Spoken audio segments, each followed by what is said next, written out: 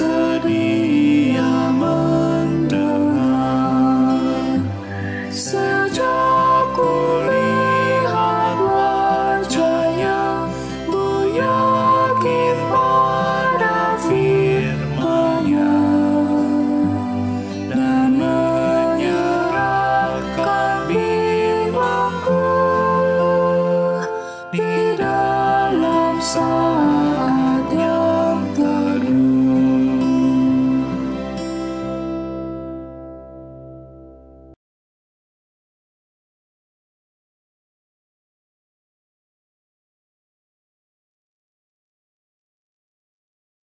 Saudara-saudara, Bapak Ibu, marilah kita bersatu di dalam doa.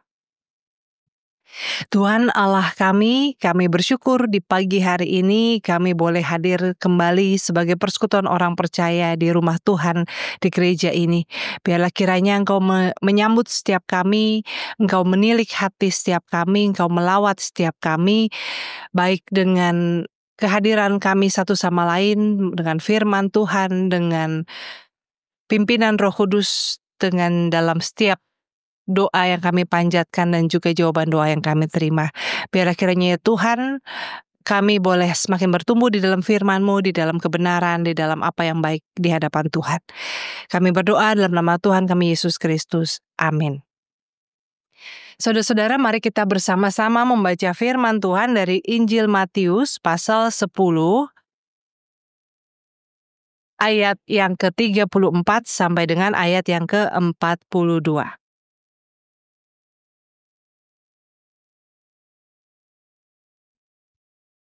Matius 10 ayat 34 sampai 42 demikian. Jangan menyangka bahwa aku datang untuk membawa damai di atas bumi. Aku datang bukan untuk membawa damai, melainkan pedang. Sebab aku datang untuk memisahkan orang dari ayahnya, anak perempuan dari ibunya, menantu perempuan dari ibu mertuanya. Dan musuh orang ialah orang-orang seisi rumahnya. Siapa saja yang mengasihi ayah atau ibunya lebih daripada aku, ia tidak layak bagiku. Siapa yang mengasihi anaknya laki-laki atau perempuan lebih daripada aku, ia tidak layak bagiku. Siapa yang tidak memikul salibnya dan mengikut aku, ia tidak layak bagiku. Siapa yang mempertahankan nyawanya, ia akan kehilangan nyawanya, dan siapa yang kehilangan nyawanya karena aku, ia akan memperolehnya.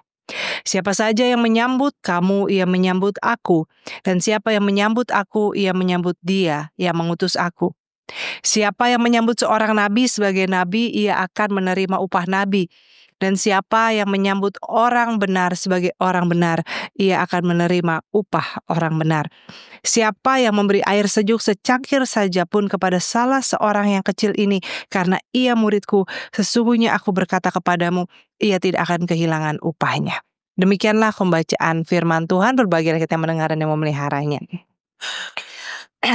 Saudara-saudara, kalau dalam bacaan Injil, teks yang kita baca hari ini termasuk teks yang tidak mudah untuk dibaca begitu saja dan langsung dipahami. Ya, bahwa Tuhan tidak datang untuk membawa damai tetapi membawa pedang, dan juga bahwa kalau orang tidak membenci orang tuanya, pasangannya, anaknya, saudaranya, dia tidak layak untuk Tuhan. Nah, ini kan bukan sesuatu yang mudah dibaca dan kita langsung mendapat pencerahan dan kekuatan dari situ gitu ya. Maka saya mau mengajak kita untuk melihat apa sih yang dimaksud dengan Tuhan Yesus, dan ini menjadi sebuah syarat, sebuah kondisi, precondition untuk mengikut Tuhan. Saudara-saudara, kalau yang pertama ya, aku datang bukan untuk membawa damai melainkan pedang. Nah, kalau kita bicara soal damai, tentunya sebenarnya damai itu sesuatu yang diinginkan sama orang. Bahkan saya sendiri pernah katakan bahwa damai itu adalah sebuah kondisi batin yang tertinggi yang bisa dialami oleh manusia, dan sebetulnya tanpa itu segala sesuatu menjadi sia-sia, ya. Kalau kita mengejar kekayaan tapi kita kehilangan damai sejahtera, maka ketika kita punya kekayaan, buat apa damai itu? Ya, bahkan sekalipun misalnya kita mengejar ketenaran, mungkin kita mengejar kontribusi tanda jasa, atau kita mengejar berkeluarga dan sebagainya, tapi kalau ketika itu sudah kita dapat dan kita tidak mengalami damai, maka orang berpikir, buat apa ini semua? Kalau saya mendapat apa yang saya mau tapi saya tidak memiliki damai. Maka kenapa Tuhan mengatakan bahwa Dia datang bukan untuk membawa damai melainkan pedang? Nah, sebetulnya ini menarik kalau kita tarik dengan dalam konteks bangsa Indonesia saat ini ya. Ketika kita mau bicara soal damai di tengah bangsa kita, maka ini menarik. Karena kalau kita lihat di permukaan, bangsa Indonesia adalah bangsa yang suka damai. Betul ya? Kita bangsa yang cenderung punya karakter pendamai. Mestinya. Dibandingkan katakanlah misalnya coba kita bandingkan misalnya dengan orang Amerika. Ya kayaknya orang Indonesia tuh cenderung lebih suka damai ya. Ya buktinya kan kita kalau ketemu orang kan atau pejabat gitu kan assalamualaikum itu kan salam damai gitu ya, salam sejahtera itu panjang gitu kan. Demikian juga kan orang juga ketika berkunjung shalom ya atau assalamualaikum, waalaikumsalam itu kan mengatakan bahwa damai bagimu kan. Atau kita juga kenal ada yang namanya salam tempel gitu ya, damai aja deh Pak ya, nggak usah dibikin ribut, kita damai aja ya. Kemarin juga kan ada pejabat nendang-nendang mobil orang, lalu viral, lalu biasa apa minta maaf, kita damai ya. Berarti kan bangsa Indonesia ini bangsa yang cinta damai ya. Termasuk juga nih kalau kita lihat dalam relasi interpersonal Bapak Ibu, kita ini cenderung orang yang nggak mau ribut. Ya, terutama kalau mungkin kalau di rumah suami istri ribut mah ribut ya, lempar panci mungkin lempar panci. Tetapi nih misalnya nih dalam pertemanan di gereja, ada yang salah paham, kita tuh cenderung udah jangan ribut gitu ya. Udah damai, malu kalau ribut. Ya. Cenderung seperti itu. Apalagi kalau kita tarik lagi dalam konteks mental minoritas. Kita takut udahlah nggak usah ribut, udah ngalah aja. Minoritas nanti kalau kita berjuang, kalau kita ribut, nanti jadi gede kemana-mana. Jadi sebetulnya kalau bicara soal damai, bangsa Indonesia tuh bangsa yang suka damai. Tapi apakah itu damai yang baik kalau kita lihat definisi damai yang tadi saya sebutkan? Tentu tidak. Orang yang merasa dirugikan, lalu kita bilang udah damai, jangan ribut. Itu apa yang terjadi? Hanya menyimpan kemarahan itu. Oke, sekarang saya terpaksa diam karena saya disuruh diam, karena nggak ada yang membela saya, karena semua orang lebih mengutamakan yang penting damai. Tapi bahwa saya dizolimi, saya diperlakukan tidak adil, saya disuruh diam aja. Sampai suatu saat akan meledak. Dan itu yang terjadi kan saat ini di tengah bangsa kita. Bangsa yang cinta damai ini tiba-tiba menjadi ribut. Tapi tidak anarkis ya, yang anarkis itu bukan rakyat, itu yang anarkis itu penyusup. Tapi kita menjadi ribut karena apa? Karena selama ini kita disuruh diem aja menerima ketidakadilan. Karena kita adalah bangsa yang cinta damai, bangsa yang baik. Orang-orangnya asik, orang Indonesia ramah. Dan memang itu benar sih sejauh ini yang saya lihat. Tapi itu yang terjadi. Dan tidak bisa orang dikatakan harus terus mengupayakan damai ketika ada ketidakadilan dan kesemena-menaan. Dan disinilah kenapa Tuhan katakan aku datang bukan untuk membawa damai, melainkan pedang. Dalam arti bukan berarti Tuhan mau membunuh atau menghancurkan orang ya, karena ketika Petrus bawa-bawa pedang kan Tuhan juga bilang ya, kalau kamu hidup oleh pedang, kamu akan mati juga oleh pedang. Tentu pedang di sini artinya sebuah metafora yang mau mengatakan bahwa sebuah damai itu baik, tetapi damai itu perlu diperjuangkan, bukan sekedar plester, band-aid ketika ada luka yang penting ditempel aja, atau dempul ketika ada kebocoran yang penting didempul tapi tidak diperbaiki. Maka menjadi murid Kristus artinya kita dalam orang-orang yang mencintai damai, tetapi damai yang sejati, bukan damai yang murahan, damai yang hanya di permukaan. Artinya menjadi murid Kristus, kita juga harus menjadi orang-orang yang mau memperjuangkan damai. Bukan orang yang memalingkan muka ketika ada ketidakadilan, bahkan menjadi pelaku ketidakadilan itu sendiri. Nah, kemudian juga di sini dikatakan juga jangan menjadi orang yang lebih mengasihi orang tuanya, suaminya, istrinya, anaknya. Kalau demikian dia tidak layak untuk aku. Saudara-saudara, ini maksudnya bagaimana? Ini ada sebuah kasus saat ini di Amerika yang saya pikir ini sebuah gambaran yang cocok ya untuk teks ini.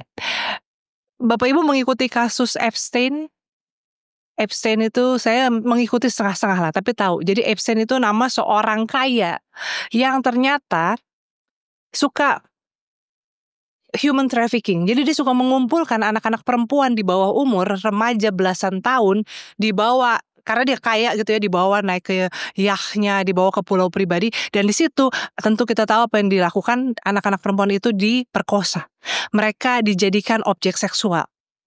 Dan itu bukan hanya dilakukan sendirian, dia kumpulin teman-temannya sesama orang kaya untuk berkumpul di pulaunya. Jadi pesta seperti itu dengan mengabuse anak perempuan di bawah umur. Dan saat ini perempuan-perempuan itu sudah tidak lagi anak-anak, mereka menjadi perempuan dewasa dan mereka bersuara. Dan sebetulnya ada yang namanya Epstein Files, itu ada daftar siapa aja tamu undangan yang ada di pesta itu. Lalu pemerintah sudah pegang filenya, tapi pemerintah nggak mau rilis ke publik karena apa? Katanya, gimana kalau ada Bill Clinton di sini? Gimana kalau ada Donald Trump di sini? Gimana kalau ada Barack Obama di sini?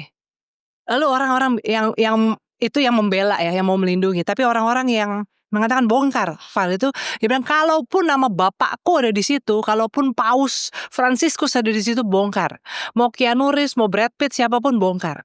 Saudara-saudara, ini sebuah sikap yang mengatakan gini, seringkali kita itu jadi bisa dibungkam, suara kita bisa dibeli karena kita melindungi orang yang kita kasihi. Tapi di sini mau dikatakan, sekalipun itu orang yang paling kamu sayang, anakmu sendiri, bapakmu, kalau dia memang jahat, jangan ditutup-tutupi. Ya, ini semoga kita dijauhkanlah dari sebuah kasus yang demikian dimanapun kita berada dalam kondisi pribadi ataupun negara. Tapi ini maksud Tuhan Yesus. Orang yang mencintai orang tuanya atau keluarganya lebih daripada aku, dia tidak layak untuk aku. Karena ketika kita mencintai manusia lebih daripada kebenaran Tuhan, kebenaran firman Tuhan, maka kita akan bisa mengkompromikan kebenaran itu. Ya, mungkin pasangan kita korupsi, salah kan, nggak sesuai dengan firman Tuhan. Tapi ya udahlah, aku sayang sama dia, aku nggak mau ngomong apapun gitu ya. Atau anak kita mungkin membuli temannya di sekolah, dia jahat, dia yang ngebully. Tapi karena itu anak, maka kita bela-belain, enggak. Lalu kita bikin cerita membela, melindungi dia bahwa sebenarnya dia bukannya pembuli, dia tuh korban dan sebagainya. Ada banyak kejadian seperti itu kan. Orang yang jelas-jelas salah malah dibela. Karena apa? Karena sayang, karena kita mengasihi dia. Tetapi sekali lagi, kebenaran harus lebih utama daripada manusia. Dan bahkan sebenarnya kalau kita sungguh mengasihi manusia itu, kita mengasihinya dalam kebenaran. Kalau misalnya anak kita ketahuan nyolong di sekolah, kan salah. Maka cara terbaik adalah mestinya kita bawa barang colongannya itu, termasuk anaknya, kembalikan dan minta maaf. Tapi kan itu jadi mempermalukan si anak. Iya, tapi kita sedang mendidik dia. Ada konsekuensi dari perbuatan, bahwa kejujuran itu lebih mulia daripada mengambil barang. Ya kan, kalau kita ya ampun jangan nyolong ya gitu ya, udah, tapi kali ini udah kita diam-diam aja. Kita sedang membentuk anak itu menjadi punya mental yang suka melakukan hal-hal yang tidak terpuji di tengah masyarakat. Maka sesungguhnya ketika kita mengutamakan kebenaran firman Tuhan daripada perasaan atau bahkan reputasi orang yang kita kasihi, bukan berarti kita tidak mengasihi dia. Kita mengasihi dia dengan jangka panjang, dalam jangka panjang. Bukan hanya saat ini, tadi plester, ada masalah kita plester aja. Nah, saudara-saudara, kalau kita bisa menempatkan kebenaran bahkan lebih tinggi daripada manusia yang kita kasihi, maka mestinya kita, apalagi ya, kita tidak akan bisa dibeli dengan uang dan kenyamanan untuk membungkam kebenaran. Saudara-saudara, di tengah bangsa kita ini krisis orang yang punya integritas. Ada banyak orang yang baik, tapi begitu masuk ke pemerintahan, ke lembaga-lembaga seperti itu, kemudian kita menjadi kecewa. Ya memang sih manusia ya nggak ada yang sempurna, dan juga ya memang namanya juga politik tuh kan bisa juga mungkin dia dijelekin dan sebagainya gitu. Tapi sistem itu sendiri juga seringkali membuat manusia tuh cepat sekali berubah. Kepemimpinan bukan hanya, dan ini saya pikir di banyak tempat, ketika orang yang tadinya idealis begitu masuk dalam kepemimpinan, tiba-tiba dia seperti orang yang sudah dibeli mulutnya. Orang-orang seperti Fadlizon, Fahri Hamzah itu kan orang-orang yang dulu ikut demo tahun 98 kan, menggulingkan Orde Baru. begitu banyak itu contoh lah ya. Contoh ada begitu banyak orang yang berubah karena uang dan kenyamanan. Dan akhirnya ya kita begini terus. 2025 ya begini terus. Dan kadang-kadang saya juga berpikir ya untuk berharap melihat demonstran saat ini kan keren ya. Mereka itu adalah generasi yang mau dibodohkan. Mengalami pembodohan melalui kurikulum dengan segala macam sosial media ya. Kalau misalnya anak di Cungko itu dari kecil udah belajar masak, belajar bertukang, udah matematika sampai ngerjain PR di MRT, anak sekolah kita TikTok dance gitu ya. Jadi ini kan seakan-akan kan kayaknya sebuah generasi yang mau dibuat jadi tidak kritis berpikir, hanya siap menjadi tukang, hanya siap menjadi pekerja, bukan pemimpin dan pemikir. Tapi yang menarik, melalui aksi mahasiswa, mereka itu ternyata cerdas-cerdas, kritis-kritis. Kenapa? Mereka belajar dari internet. Jadi ketika secara resmi suplai kurikulum pendidikan dibuat menjadi ecek-ecek gitu ya, anak-anak muda ini mereka punya akses ke dunia internet dan mereka ternyata bukan cuma TikTokan dan main game, mereka ternyata juga belajar dan menyerap ilmu dari situ. Makanya mereka kritis, mereka baca buku digital dan sebagainya. Sebuah harapan.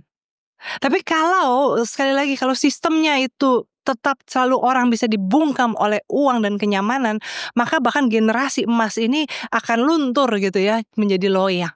Maka Bapak Ibu Saudara-saudara sangat penting untuk kita, mulai dari rumah, mulai dari keluarga, mulai dari lingkaran terdekat kita untuk menanamkan mengikut Tuhan itu. Kita sebagai orang Kristen ya, ketika kita mengikut Tuhan, artinya kita sungguh-sungguh mengutamakan kebenaran. Kalau kebenaran itu lebih penting daripada bapakmu, ibumu, saudaramu, maka mestinya kamu gak akan bisa dibeli oleh uang, oleh kenyamanan dan sebagainya. Nah, oleh karena itu menjadi pengikut Yesus bukan hanya berarti kita menjadi orang Kristen pergi ke gereja, berdoa dan membaca Alkitab, tapi sungguh-sungguh mengutamakan yang adil dan yang benar untuk mengupayakan damai yang sejati. Artinya mengikut Tuhan, kita mencari kehendak Tuhan dan mengutamakan apa yang berkenan di hadapan Tuhan, bukan validasi manusia, apalagi kenyamanan pribadi kita. Kiranya Tuhan menolong kita sehingga kita bisa sungguh-sungguh mengikut Tuhan sampai Tuhan memanggil kita. Amin.